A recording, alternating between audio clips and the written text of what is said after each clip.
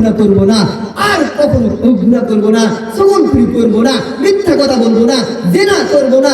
আমি গুনাহ করি কিন্তু আল্লাহ আমাকে খাওয়াইতেছে, আমি গুনাহ করি আল্লাহ আমার রিজিকের ব্যবস্থা করেছে, আমি গুনাহ করি আল্লাহ আমার সমস্ত দায়িত্ব নিয়েছে, আমি গুনাহ করি আমার মা বাপকে খাওয়াচ্ছে, আমি গুনাহ করছি আমাকে সকল বিপদ আপদ থেকে আল্লাহ উদ্ধার করে, আমি গুনাহ করি আমার বিবি বাচ্চাদেরকে আল্লাহ খাওয়াইতেছে, আমি সব কিছু কর্ম করার পরও আল্লাহ আমাকে দুনিয়ার মধ্যে এখনো বেঁচে রাখছে।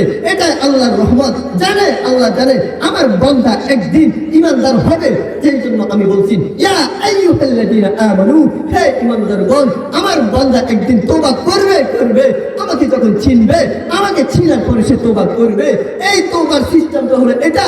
আজকে আখিরি মুনাজাতে আমরা বয়ানের পরে এমন ভাবে তওবা করব, খ্রিস্টান হুজুরের কাছে এমন ভাবে তওবা করব, আর জীবনে গুনাহ করব না, আর জীবনে কোনো কিছু করব না, নাফরমানি করব না, মিথ্যা কথা বলবো না, অন্যের জিনিস হক মেরে খাবো না, অন্যের জমিনে হক মেরে খাবো না, মিথ্যা কথা বলবো না, চগলখড়ি করবো না। এটা আমরা আল্লাহর কাছে চাবো বেশি বেশি করে, এটা তওবা করে নিব। আজকে আমি যেন জান্নাতি হয়ে যেতে পারি, আমার গুনাহগুলো আজকে যেন মাফ হয়ে যায়, আমি যেন আজকে পবিত্র হয়ে যেতে পারি, এটাই চাবো আল্লাহর কাছে। তো মুসলমান বাবা ভাইয়েরা আমার, শেষ কথা, আজকে আমরা ক্ষমা চেয়ে নেব, শুধু ক্ষমা চেয়ে নেব আল্লাহর কাছে। প্রস্তুতি হয়ে যাবো রমজানের জন্য।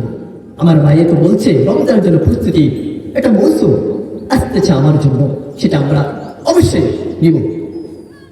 আল্লাহ পাক রব্বুল আলামিন আমাদেরকে যেন খাঁটি তওবা করিয়া আল্লাহর দরবারে যেন যেতে পারি, যেন আমি জান্নাত হতে পারি।